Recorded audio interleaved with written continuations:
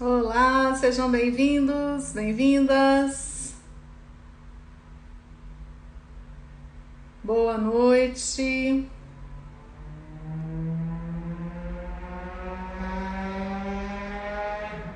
Deixa eu ver aqui se o Fernando vai pedir para entrar. Solicitação. Sejam muito bem-vindos e bem-vindas. A nossa live de hoje vai ser muito bacana, um tema super importante. Olha aí, já chegou o Fernando. Vamos ver se está ok ali o sinal. Olá, Olá, tudo boa bom? noite. Boa noite. Você me Seja ouve bem? muito bem-vindo. Obrigado.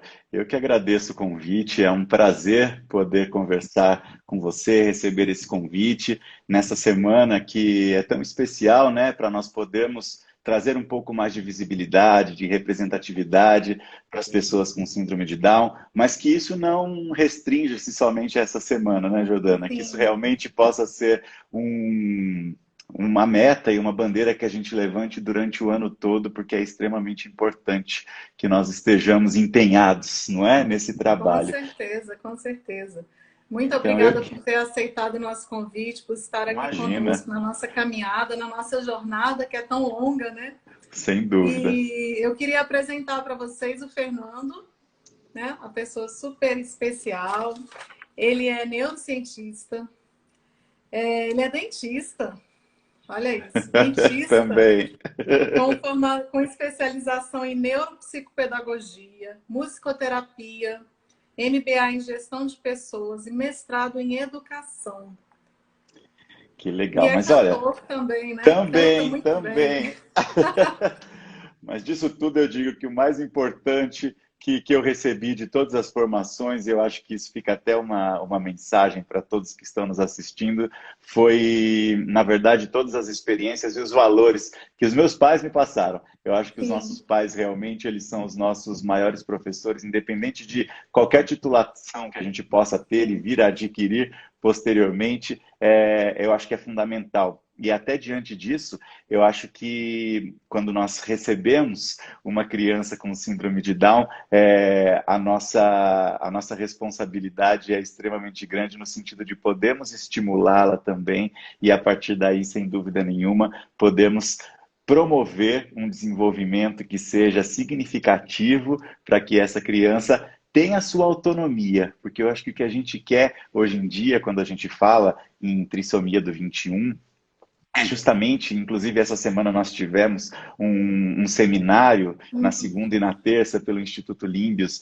sobre trissomia do 21, né? E o que a gente quis realmente foi isso, dar voz a essas pessoas, mostrar que elas têm possibilidade de autonomia sim, né? Que elas podem responder pelas dúvidas que qualquer um de nós tenhamos, que nós perguntemos a elas as dúvidas que nós temos, porque elas são capazes de responder sim, e elas são protagonistas da própria vida delas. Então, eu Com acho que, certeza. que a família, nesse sentido, ela contribui de uma forma muito significativa, e aí você pode dizer isso com muito mais propriedade do que eu até.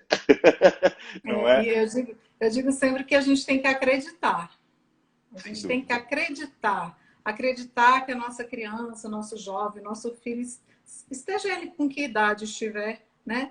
Ah, meu filho está mais velho, eu não estimulei. Sempre é tempo, né? Claro, Sempre é tempo claro. de estimular e de acreditar. Eu acredito que Theo vai ser o que ele quiser. Sem dúvida, eu não tenho dúvida disso. E com uma mãe tão especial, né?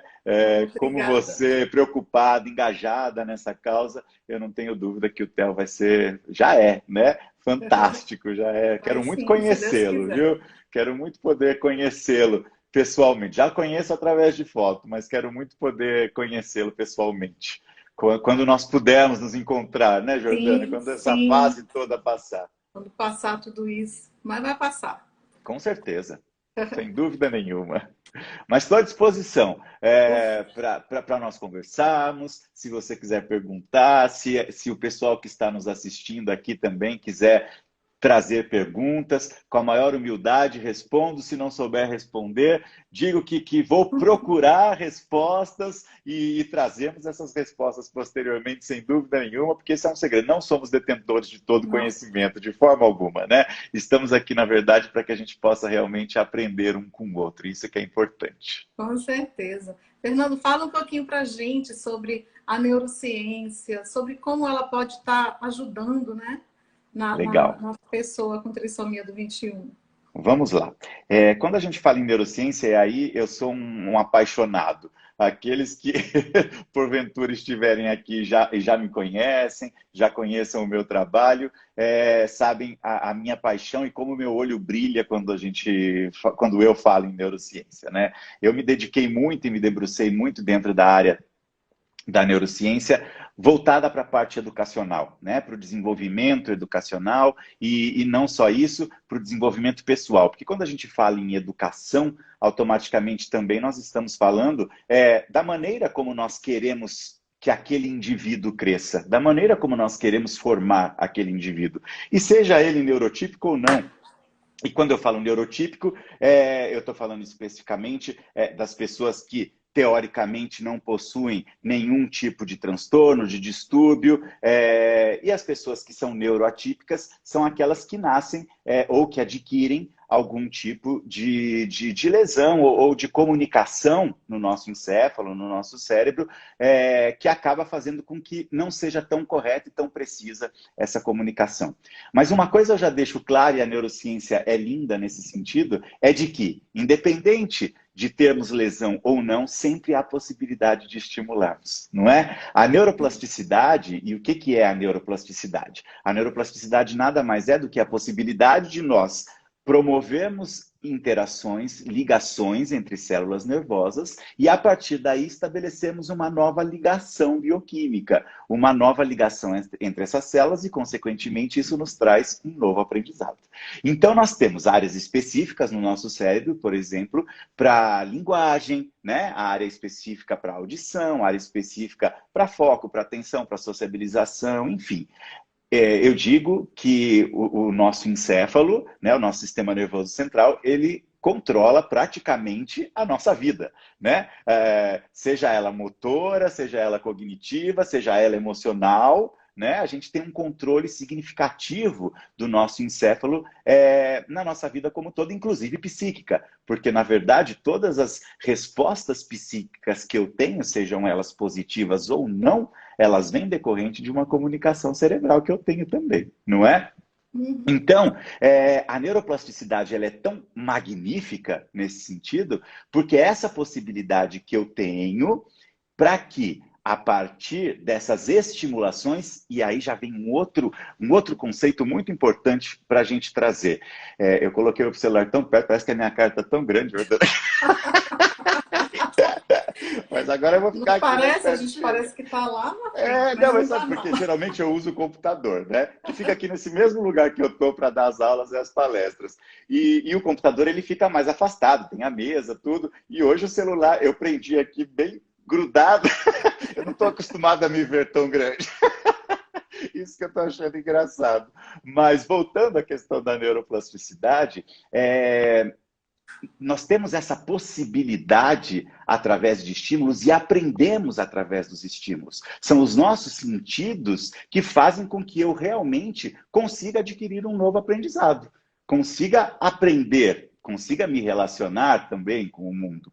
Então, a neuroplasticidade ela é passível de acontecer durante a nossa vida toda. E isso que é uma questão apaixonante. Independente, é óbvio, você fala, poxa, mas quando a gente chega na terceira idade, eu tenho um déficit cognitivo. Sem dúvida. Ao longo do tempo, nós vamos tendo um déficit cognitivo. Mas nada impede que nós estimulemos e continuemos essa estimulação desde a primeira infância, passando pela adolescência, pela idade adulta, para que nós cheguemos na terceira idade com esse déficit cognitivo muito menor. E mais do que isso, além da neuroplasticidade, que é essa comunicação, essa ligação entre as células, que permite com que eu desenvolva um novo hábito, com que eu aprenda, eu também tenho a possibilidade de neurogênese. E o que é neurogênese? Neurogênese é a formação, é a constituição de novas células nervosas. E se eu tenho a possibilidade de gerar novas células nervosas, consequentemente eu tenho possibilidade também que essas células nervosas se unam e a partir daí elas contribuam para que eu tenha um novo hábito. Então dizer que eu deixo de aprender, não, só se eu quiser.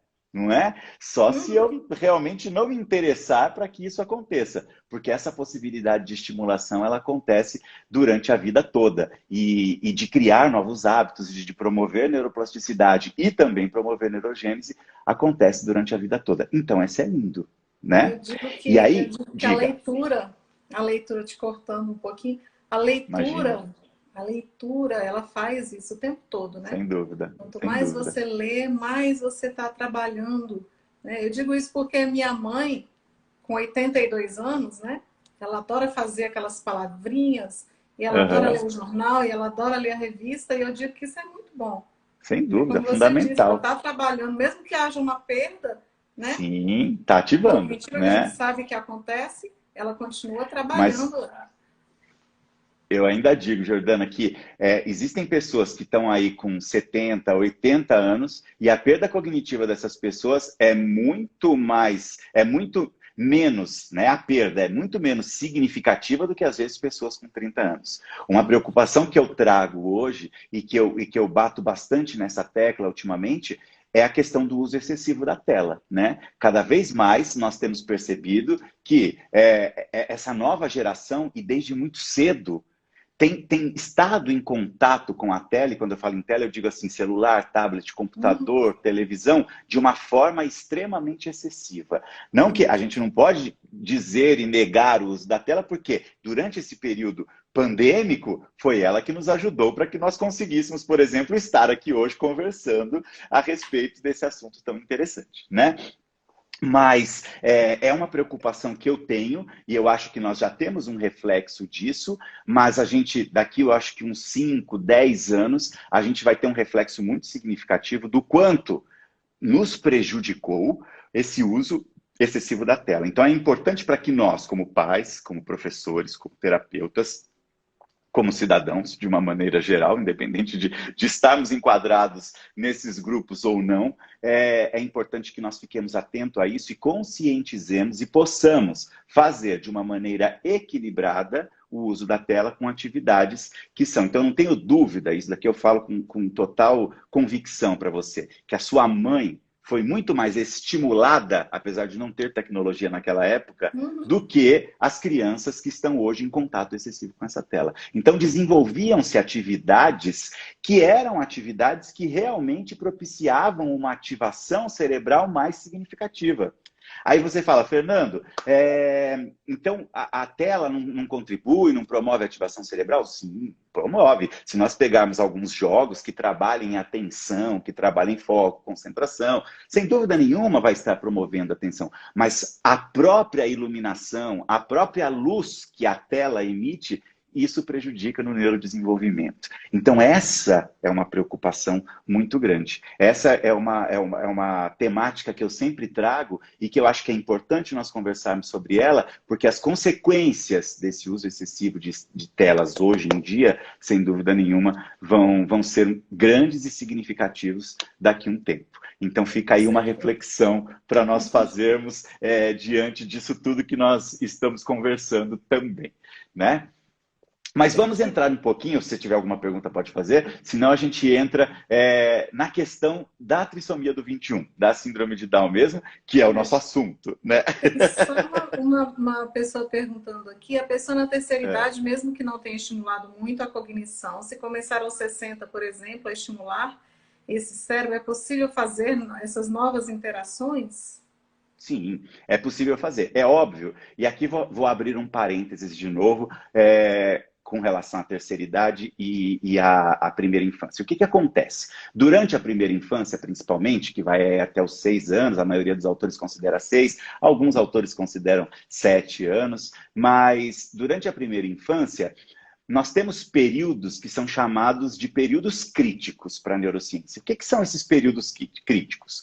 Para que ocorra comunicação entre as estruturas nervosas, comunicação entre os neurônios, é necessário que aconteçam sinapses ali, não é? Uma ligação, uma conversa entre essas células para que esse impulso nervoso que nós transmitimos através dos estímulos que nos são dados. Então, eu estou conversando com vocês aqui agora, vocês estão nos vendo, né? Vocês veem a Jordana, vocês me veem e vocês nos ouvem também. São estímulos que estão chegando até vocês. Estímulos visuais, estímulos auditivos, e que chegam até o nosso encéfalo em áreas muito específicas, porque no nosso cérebro nós temos áreas muito específicas e cada uma dessas áreas responsáveis por funções também específicas, não é?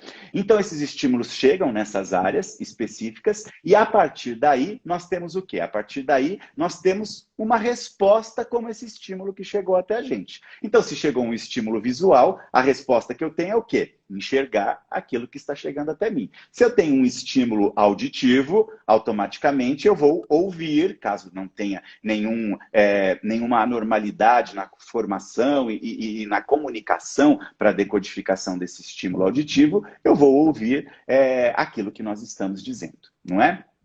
Então, durante essa primeira infância, nós temos esses períodos críticos, que essas sinapses elas ocorrem de uma forma muito mais expressiva. Ou seja, nós temos como se fosse um afloramento dessa comunicação e quando eu estimulo, eu crio uma habilidade, eu crio um novo hábito muito mais fácil.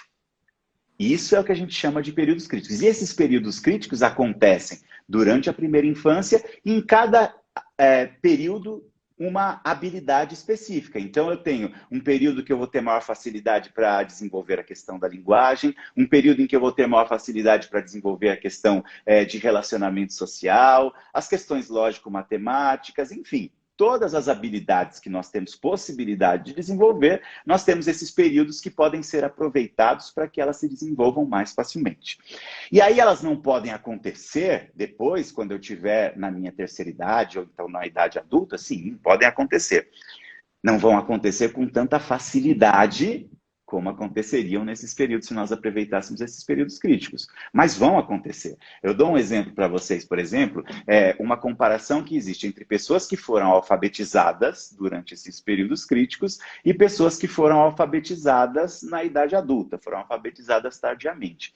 As pessoas alfabetizadas durante esse período crítico, elas conseguem ter uma leitura de uma quantidade de palavras maior do que as pessoas que acabaram sendo alfabetizadas mais tardiamente, não é? Mas não que elas não sejam alfabetizadas, elas conseguiram ser alfabetizadas, mas aproveitarmos e utilizarmos esses períodos críticos, isso propicia e facilita com que a gente realmente consiga desenvolver essa habilidade de uma forma mais específica, de uma forma melhor, vamos dizer assim. Mas nunca vamos desistir, jamais. Não é? Temos que sempre estimular, porque sempre temos a possibilidade de criar novos hábitos. E aí, se nós formos conversar, é óbvio que essa conversa só nesse assunto já poderia se estender por 10 lives, mas se nós fôssemos conversar sobre isso, a gente entraria nas questões das inteligências múltiplas, que cada um de nós temos... Todos nós temos as inteligências múltiplas, mas é óbvio que algumas delas elas se sobressaem, então, consequentemente, eu tenho uma maior facilidade em desenvolver essa habilidade, esse tipo de inteligência, e existem N outros fatores que estão envolvidos nisso. Condições genéticas, se formos falar da trissomia do 21, temos uma condição genética fortemente intrínseca nisso, não é? Então, temos condições genéticas e temos um fator que é fundamental, o meio ambiente. O Sim. meio ambiente, ele influencia o local em que eu estou envolvido, o local em que eu faço parte, ele influencia de forma significativa. E quando nós falamos em trissomia do 21, ele é determinante para que nós realmente tenhamos um desenvolvimento que ele seja mais efetivo. Então, isso é fundamental. Isso é essencial. E nós não podemos deixar de lado, independente de termos um acometimento genético, né, em algum determinado transtorno, distúrbio que possa existir, temos a possibilidade do meio ambiente contribuir de forma, obviamente, dentro das limitações que às vezes essas pessoas apresentarão, por conta da condição genética, mas temos a possibilidade de estimularmos e desenvolvermos. Então, isso é lindo, né? Isso é fantástico. E dentro da trissomia, como que a gente pode abordar essa questão da neurociência? Da neurociência. Vamos lá. Quando eu falo da paixão que eu tenho pela neurociência, ela vem justamente diante dessa possibilidade que nós temos de entender. E você sabe que eu recebo até críticas, às vezes falam, Fernando, mas você está querendo o quê? Formar neurologistas? De maneira alguma, né? Mesmo porque nem tenho formação para formar neurologistas. Então, não é essa a intenção. Mas eu acho que a gente precisa entender o funcionamento do nosso cérebro, para que a partir desse entendimento a gente consiga, sem dúvida nenhuma, atuar de uma forma mais efetiva, atuar de uma forma consciente. Então isso é que é importante. Por quê? Porque muitas vezes, não entendendo qual o comprometimento cerebral que nós temos, e a partir daí partimos daquele princípio que, se não temos, se partimos do princípio que o nosso cérebro, o nosso encéfalo, ele controla grande parte das nossas vivências e das nossas atitudes, se eu tenho um conhecimento do funcionamento desse cérebro, automaticamente eu vou ter uma possibilidade de intervenção e de ajuda que eu possa dar a todas as pessoas, inclusive a mim mesmo, de uma forma muito mais significativa. Né?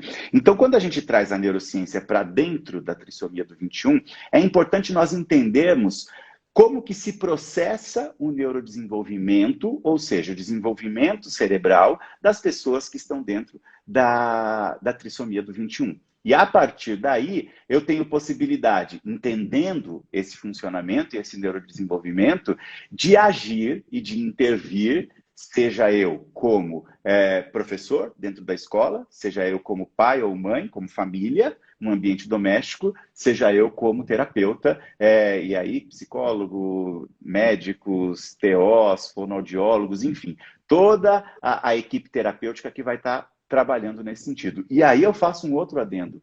Essa tríade, e mais do que isso, a coesão que tem que existir com essa tríade, isso é fundamental. O desenvolvimento ele vai se dar de uma forma muito mais significativa se eu tiver uma comunicação e uma interação coesa entre família, escola e terapia. Isso a gente tem que ter em mente, porque isso é fundamental.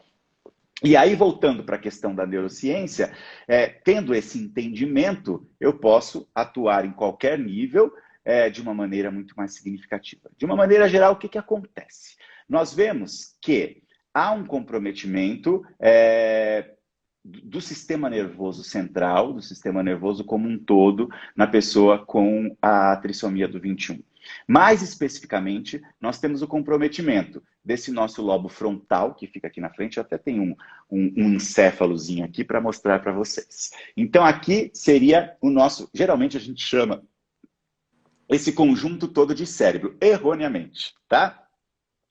Cérebro seria só essa parte aqui mais superior que está na cor creme. Mas toda essa região que fica dentro do nosso crânio aqui, e ela inclui também cerebelo e tronco encefálico, nós temos que chamar de encéfalo, tá? Então esse conjunto todo eu chamo de encéfalo. Tudo que está dentro da nossa caixa craniana eu chamo de encéfalo. Então, imaginem que aqui está a região da minha testa e aqui está a região da minha nuca, tá? Então, nas pessoas com a trissomia do 21, nós temos um comprometimento significativo dessa região frontal, que nós chamamos, dessa região temporal, que é essa região que fica aqui acima do nosso ouvido, tá? A região temporal. Nós temos um comprometimento aqui do cerebelo, tá? Do tronco encefálico, e há também uma região que fica aqui, ó, percebam, eu peguei esse meu encéfalo e eu dividi ele ao meio, tá certo? Então há uma região aqui no centro desse encéfalo chamada de hipocampo.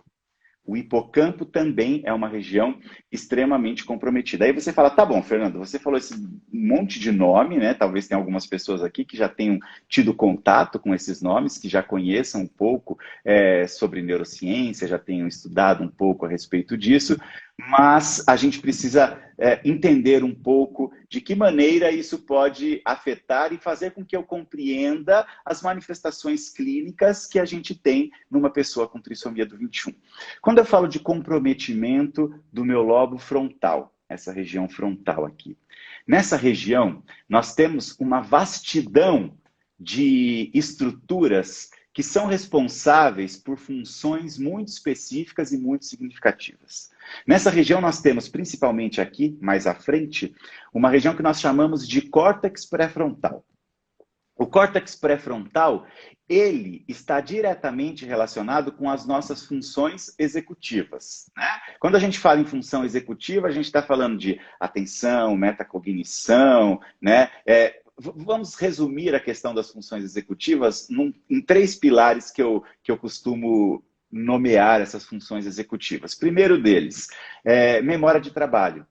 O que é a memória de trabalho? A memória de trabalho é aquela memória de curtíssimo prazo que vocês estão ouvindo o que eu estou falando agora, guardam isso que eu falei para daqui a pouco, quando eu disser alguma outra coisa, vocês poderem fazer uma associação.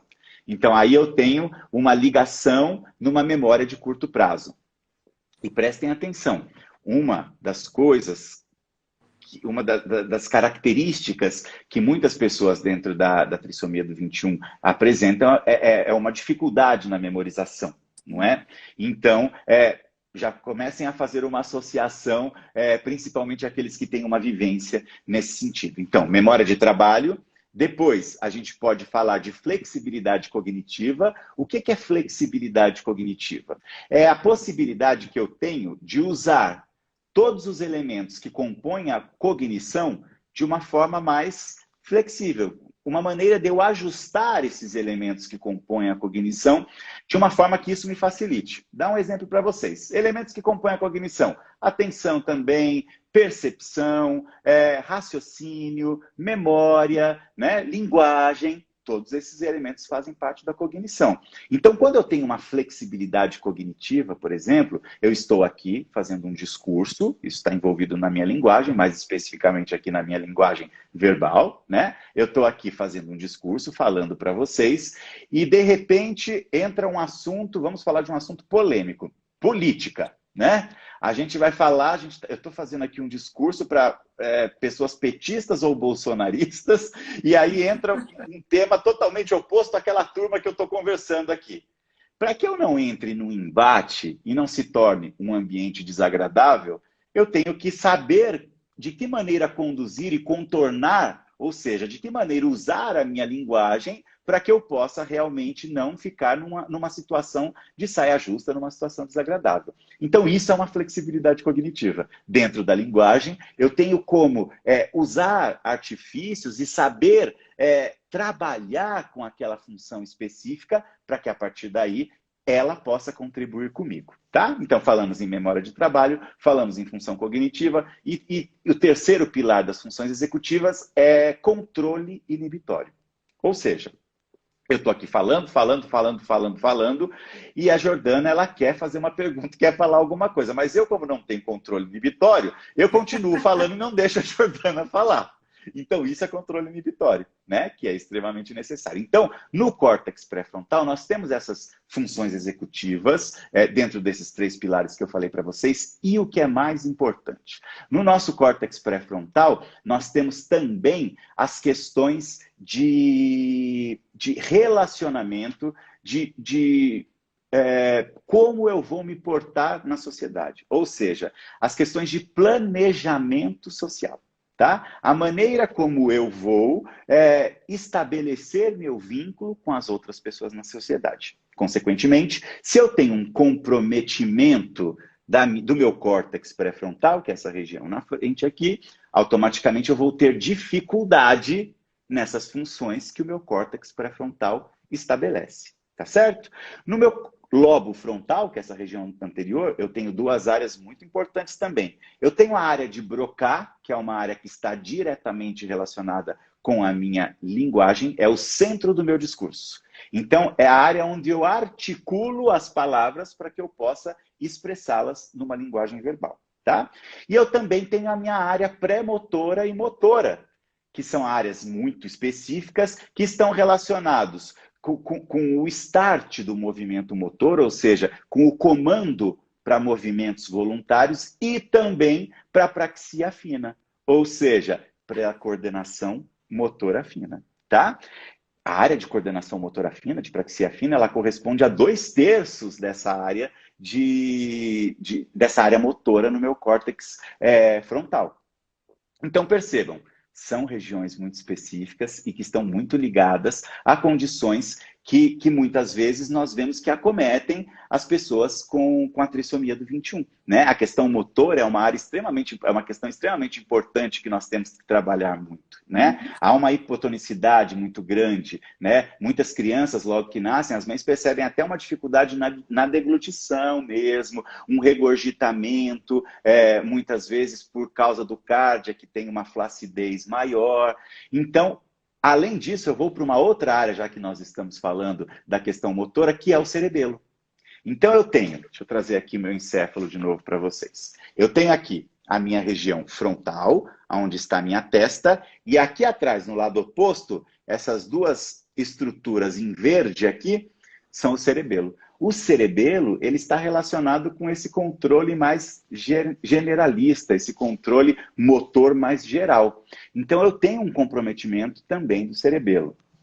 Eu tenho um comprometimento da minha região temporal, como eu falei para vocês. A região temporal é essa área aqui, né, que permite com que eu tenha, a principal função dela é o processamento auditivo, mas também eu tenho nessa área, uma área muito ligada com a questão da linguagem, que é a área de Wernicke, que nós chamamos de área de Wernicke. Essa área, ela é responsável pela interpretação da linguagem, ou seja, eu estou falando com vocês, estou aqui despejando um monte de coisa, e a partir daí, consequentemente, eu trago um sentido para tudo isso que eu estou falando, né? Vocês trazem um sentido. Ou não, né, gente? Espero que vocês tragam um sentido. Espero que eu esteja sendo claro para vocês diante disso tudo que eu estou falando. Mas tá passando um filme, assim. Tá passando um filme. É essa área de Wernicke, na verdade, que permite com que eu interprete a minha linguagem, né? Falamos do tronco encefálico. O tronco encefálico... Ai, meu Deus, o cérebro desmontou aqui. Vamos recolocá-lo no lugar. O tronco encefálico... Tá caindo tudo. Essa região aqui, né? Ela está muito relacionada ela faz parte do meu sistema nervoso autônomo, com todas as funções que estão relacionadas. Por exemplo, meu coração bate sem que eu precise ficar pensando que ele bata. Eu respiro sem a necessidade de que eu realmente tenha que ficar. Nossa, eu tenho que inspirar e expirar, inspirar e expirar. Não preciso disso, né? Então, essa região, ela tem esse controle autônomo de uma forma muito significativa. E o que é importante, o que é interessante também é que ela está relacionada com a questão da vigília em si, né? De nós permanecermos atentos, de nós permanecermos focados naquilo que é necessário. Essa área tem um certo comprometimento também, o tronco encefálico. E daí vem algumas consequências na dificuldade da atenção, do foco, da concentração das crianças, ainda que não foram estimuladas com a trissomia do 21. E outra região que eu falei para vocês é o hipocampo. O hipocampo é uma região, meu cerebelo caiu aqui, gente, mas depois eu pego, acho que não vamos... eu achei. Não vamos precisar, não é o meu, né, o do cérebro. Não vamos precisar dele. Mas outra região extremamente importante é a região do hipocampo. E aí vale uma pausa e uma reflexão sobre essa região também. Por quê? O hipocampo, ele faz parte do meu sistema límbico, tá? Sistema límbico, o que é o sistema límbico? É o centro processador das minhas emoções. É o centro regulador das minhas emoções. Ali, no sistema límbico, estão as minhas emoções, tá? E o que acontece com o hipocampo? O hipocampo, além de estar relacionado com as emoções também, ele tem um papel fundamental na transposição da memória de curto prazo na memória de longo prazo, tá? Então, na verdade, o aprendizado ele acontece através do meu hipocampo. Então, o hipocampo é que permite com que a gente transfira essa memória de curto prazo, para uma memória de longo prazo. Quando eu tenho uma memória de longo prazo, eu tenho o quê? Eu tenho um aprendizado específico aí. E é uma região comprometida também. Então, a gente vê a associação da dificuldade de atenção, da dificuldade de memorização, da dificuldade motora que se apresenta nas crianças com a trissomia do 21 por conta do comprometimento dessas regiões. Então, como que acontece isso? O neurodesenvolvimento, ele começa a acontecer na terceira semana de gestação. Então, aí por volta da terceira semana, quarta, com 30 dias, nós começamos a ter uma diferenciação das células embrionárias e, consequentemente, o desenvolvimento do meu sistema nervoso. Faço um outro adendo. Trago uma outra reflexão para a gente, pessoal. Durante o período gestacional, é extremamente importante que nós tenhamos cuidado com a gestante. Digo cuidado de envolvimento psicológico, inclusive. Por quê? Essa gestante já recebe estímulos e esses estímulos também são passados para o feto. Então, muitos traumas que às vezes levamos para a vida adulta, eles vêm do período intrauterino. E receber uma notícia, e hoje cada vez mais nós temos a possibilidade de termos o diagnóstico da trissomia do 21, até durante o período gestacional, né? Um tempo atrás, a maioria das mulheres recebia quando a criança nascia. Então, hoje nós temos o preparo, e eu sei que não é um momento fácil, né? E aí a Jordana pode até relatar para a gente como foi esse momento dela, mas a grande maioria das mães acabam relatando que realmente não foi um momento fácil, não foi um momento que recebeu a notícia de uma forma tranquila, que tenha deixado tranquilo, e é óbvio que isso passa para o feto. E tanto no período gestacional como nesses primeiros dias de vida, é importante esse acolhimento. Então, eu sei que não é fácil, mas essas atitudes, como a Jordana tem, de poder trazer, de poder mobilizar, de fazer um movimento para que cada vez mais pessoas entendam, saibam sobre a trissomia do 21 e mais do que isso, comecem a enxergar e a acolher e a receber, se for o caso, esse diagnóstico, que isso ocorra de uma forma mais tranquila. Porque isso, sem dúvida, acaba também refletindo para aquela criança que está sendo gerada ali. Mas só, voltando, foi só um adendo. Diga, pode falar. Se você quiser me cortar, pode me cortar, que eu falo demais, Jordana. Não, você falou controle inibitório zero. Da gestação essa parte da gestação é muito importante mesmo, essa notícia. Eu recebi depois, né? Depois que o Theo nasceu. Tá. E eu tive a sorte de ter uma pediatra que me deu a notícia, e essa pediatra tinha um filho com deficiência, então eu achei que foi uma coisa mais suave, né? Então eu fui presenteada. Mas a gente vive falando sobre isso nos grupos, que tem que ter essa sensibilidade, né?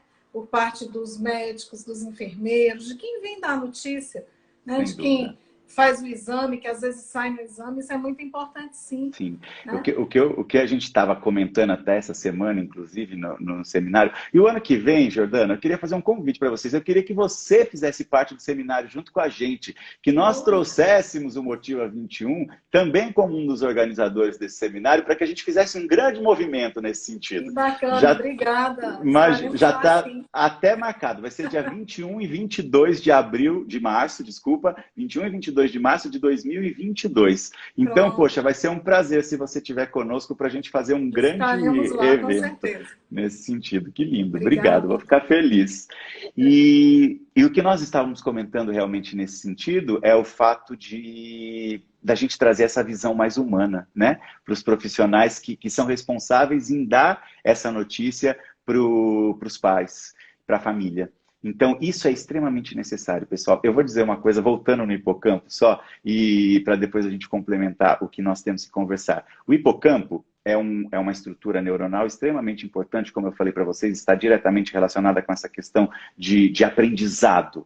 Pessoas que são envoltas, ou seja, que crescem num ambiente em que nós temos um afeto maternal, e entendam afeto maternal não como o afeto de mãe para filho. Tá? É o afeto do tio para o sobrinho, é o afeto do cuidador para o cuidado, é o afeto da avó para o neto, é isso. né? Isso é o que a gente chama de afeto maternal. As pessoas as crianças que crescem sob esse afeto maternal, elas têm um desenvolvimento até 2 vezes maior do hipocampo do que crianças que não crescem com um afeto maternal. Então percebam a importância, e aí o Fernando é outra pessoa que grita para todos os cantos que sem emoção nós não temos uma aprendizagem que realmente seja efetiva. Temos que envolver emoção naquilo que nós estamos passando, como pais, como professores, como terapeutas. Temos que ter emoção envolvida, porque a partir do momento em que nós temos emoção, nós temos um desenvolvimento muito maior também, não é? Então, fiquem atentos a isso e imprimam emoção. A neurociência nos mostra que emoção é fundamental para que a gente tenha um desenvolvimento que seja efetivo. Mas vamos voltar lá para o período embrionário, para o desenvolvimento. Senão eu fico na emoção. Só uma pergunta aqui, uma pergunta. Pode falar. Sobre a Josana, ela é professora. A teimosia, a negação e o comportamento desafiador estão relacionados ao sistema límbico? Também, mas não só ao sistema límbico. Nós nunca podemos dissociar o sistema límbico do nosso córtex pré-frontal. Existe uma ligação, e entendam, aqui sistema límbico, né? Sistema límbico, onde estão as minhas emoções, centro regulador das minhas emoções. Córtex pré-frontal, responsável por quê? Por regular as minhas emoções. Eu preciso ter um estado emocional, não é? E uma estabilidade emocional. Ou seja, deixa eu dar um exemplo para vocês. Eu posso ficar muito feliz e entrar em êxtase, ter alegria. Nós temos emoções tanto positivas como negativas. E emoções são coisas que nós também aprendemos ao longo da vida. Já nascemos com algumas, que são nossas emoções primárias. Mas existem emoções que nós aprendemos. E aprendemos como? Através de exemplos que são nos dados por professores, por pais, por pessoas que convivem conosco e que nos estimulam, tá certo? Então, é uma coisa importante nós também sabermos disso. Então, eu tenho emoções positivas que podem ir... Eu entro num período em que eu tenho uma mudança de humor, ou seja, fico extremamente alegre, mas o meu córtex pré-frontal, ele chega e fala, olha, alegria, volta para cá, porque não dá para ficar desse jeito. Entendeu? Pronto. Eu posso ter a perda de um parente querido e isso vai me deixar triste, não é? Fico triste, passo por aquele período de luto e todas as fases do luto que são normais e nós precisamos passar, mas ao mesmo tempo eu não posso ficar triste o resto da vida, não é? Eu preciso voltar para uma estabilidade de humor. Então o córtex pré-frontal ele chega e fala, olha Fernando, chega, tudo bem, eu sei que você está triste, é para ficar triste mesmo, não tem jeito, afinal de contas tínhamos envolvimento com essa pessoa e tudo mais, mas precisamos voltar para um estado de humor. O que acontece? Quando eu tenho essas variações de humor e elas permanecem, sejam elas positivas ou negativas, eu entro em processos patológicos. Né? Eu posso entrar numa euforia extrema, e não posso permanecer numa euforia extrema, assim como eu posso entrar numa tristeza extrema e entrar numa depressão. Então, eu não posso dizer que essa questão do negacionismo e da questão opositora, ela está só ligada com o meu sistema límbico. Está ligada com o meu sistema límbico, sim. Mas quando eu penso em sistema límbico, eu tenho que pensar em córtex pré-frontal, porque um é extremamente interligado com o outro. O córtex pré-frontal é quem puxa as rédeas do meu sistema límbico. Então, quando eu tenho uma hipoativação do meu córtex pré-frontal, ou seja, quando ele não está estabelecendo as suas funções e as suas comunicações de uma maneira precisa, automaticamente o meu sistema límbico vai ficar descontrolado e eu vou ter dificuldade em estabelecer essa minha estabilidade de humor, tá certo? Então há uma ligação entre as duas. Mas vamos voltar, depois se tiver mais perguntas me fala. Nossa, que o tempo passa tão rápido esse tempo. Meu Deus, já são 15 para as 9. Não acredito. Precisa marcar outra live, Jordana, para a gente conversar. Com certeza. Eu vi alguém aqui que sugeriu o divertidamente. É isso, é aquilo, né? O divertidamente ele traz exatamente essa interdependência e essa ligação. Olha, tem gente aqui do Vale do Paraíba, meu vizinho. Essa interdependência e essa ligação entre o sistema límbico e o córtex pré-frontal. Mas voltando lá para a trissomia do 21 e para o neurodesenvolvimento fetal. Então, o que acontece? Na terceira semana, já começa esse desenvolvimento, e óbvio que ele acontece de uma forma muito grande, principalmente no primeiro trimestre. Vai havendo maturação, vai havendo um desenvolvimento grande. E quando eu nasço, eu já nasço com um número de neurônios que eu vou ter ao longo da minha vida adulta. Então, hoje nós sabemos, a neurociência nos mostra que nós nascemos com, em média, 86 bilhões de neurônios, né? E esses 86 bilhões de neurônios, cada um deles é capaz de fazer de 1.000 a 10.000 sinapses por segundo. Meu Deus do céu! Quando a gente pensa nessa possibilidade, 86 bilhões de neurônios e de 1.000 a 10.000 sinapses por segundo, vocês não imaginam a loucura que acontece nesse nosso encéfalo e no nosso sistema nervoso, não é? É algo fantástico. Eu acho que por isso que a neurociência nos apaixona tanto nesse sentido. Mas numa criança com a trissomia do 21, num feto com a trissomia que apresenta a trissomia do 21, esse desenvolvimento, essa neurogênese que nós chamamos, ela não ocorre na mesma proporção. Ela ocorre em número inferior, né? Nós temos, consequentemente, um número menor de células e por conta desse número menor de células também, nós vamos ter uma comunicação que não vai ser tão efetiva quanto numa criança neurotípica. Então, quando nós nascemos, a gente vê que a gente tem esse desenvolvimento, ele continua, né? Os primeiros 1.000 dias de vida, eles são fundamentais para que nós estimulemos há pouco tempo atrás, uma visão antiga, uma posição antiga que nós tínhamos, é que não adiantava em nada nós estimularmos as crianças até os 3 anos de idade. Hoje a gente sabe que esse período ele é crucial para o desenvolvimento dessas crianças, né? Só que o que acontece? Enquanto uma criança neurotípica ela tem esse desenvolvimento muito rápido nesse período, uma criança com a trissomia do 21, ela costuma ter um declínio nesse desenvolvimento. Então percebam, e aí nós já entramos com outro parênteses, a importância da estimulação extremamente precoce, né? Se eu tenho uma tendência ocasionada por uma questão genética, que é a trissomia do 21, que permite com que o meu desenvolvimento e a minha maturação encefálica não seja tão efetiva como numa criança neurotípica, eu preciso de muito mais estimulação. Na criança neurotípica, eu já preciso de estimulação. Na criança com a que apresenta a trissomia do 21, eu preciso de muito mais estimulação. Então, esse período, ele é extremamente fundamental. Por quê? Geralmente, nós temos aí por volta dos 2, 3 meses de vida, quase o dobro. Nós nascemos mais ou menos com o cérebro pesando aí uns 300 gramas, mais ou menos, né? Depois, a gente tem a variação muito grande de todo esse processo e do aumento do volume cerebral. E isso acontece de 20% a 50% a menos em uma criança com trissomia do 21. Então, eu tenho comprometimento de toda a minha estrutura encefálica de uma forma muito significativa. E, consequentemente, eu tenho uma diminuição, eu tenho um encéfalo menor.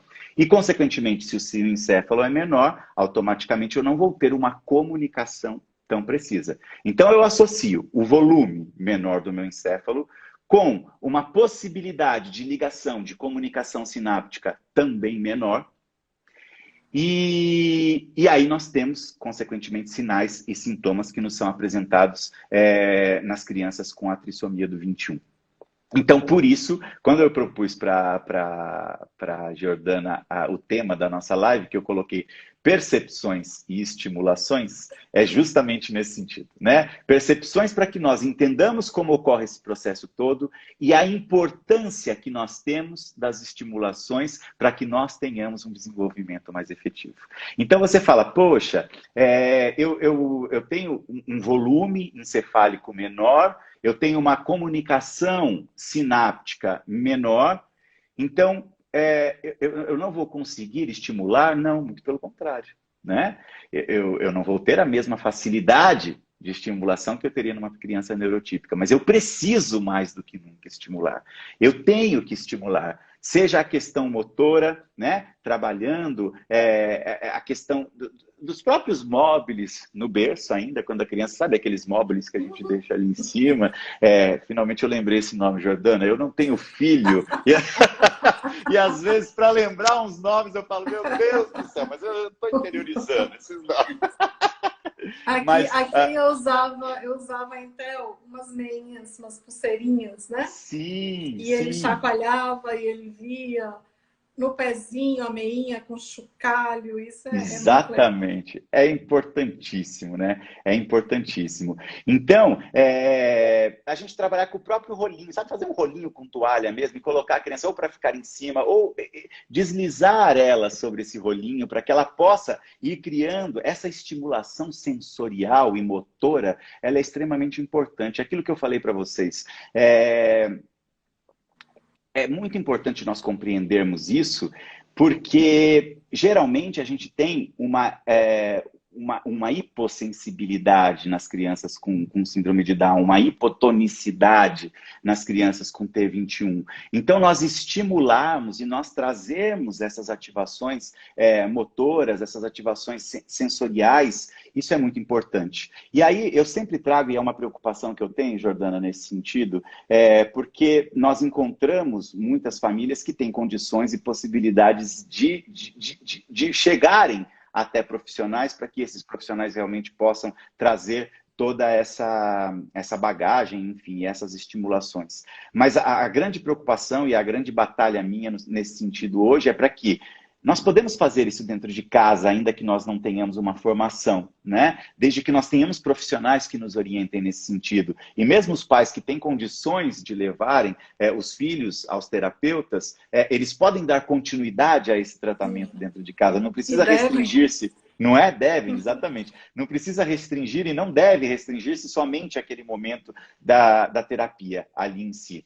Mas para que nós cada vez mais, e é por isso que a Jordana me convidou, eu aceitei e aceitaria de qualquer maneira, porque eu acho que nós temos a possibilidade de trazer essas informações para pessoas que não têm condição de ter acesso a isso, né? Hoje, dentro do Instituto Límbios,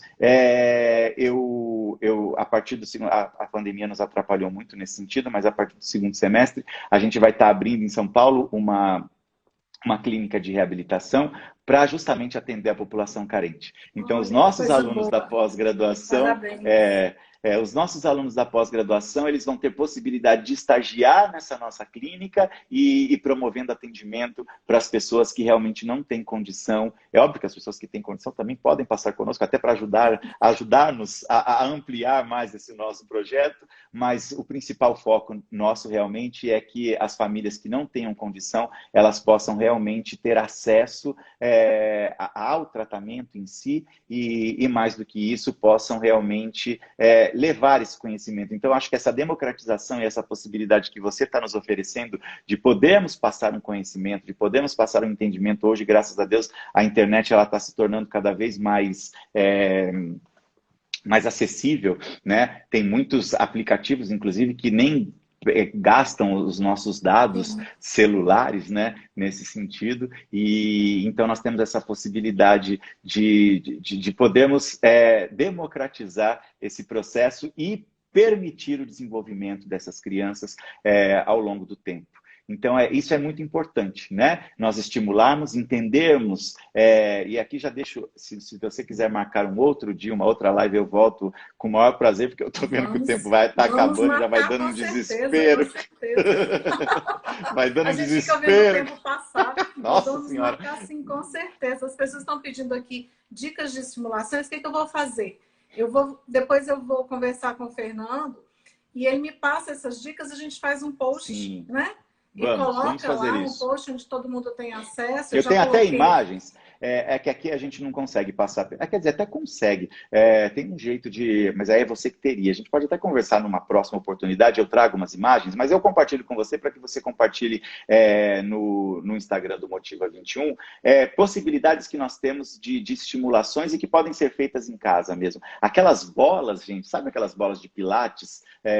Aquilo é fantástico para nós trabalharmos. Quando nós colocamos a criança, e aí a gente faz a função da ecoterapia, quando nós colocamos a criança, e a ecoterapia é outra coisa que é fantástica, gente, para a estimulação das crianças com P21.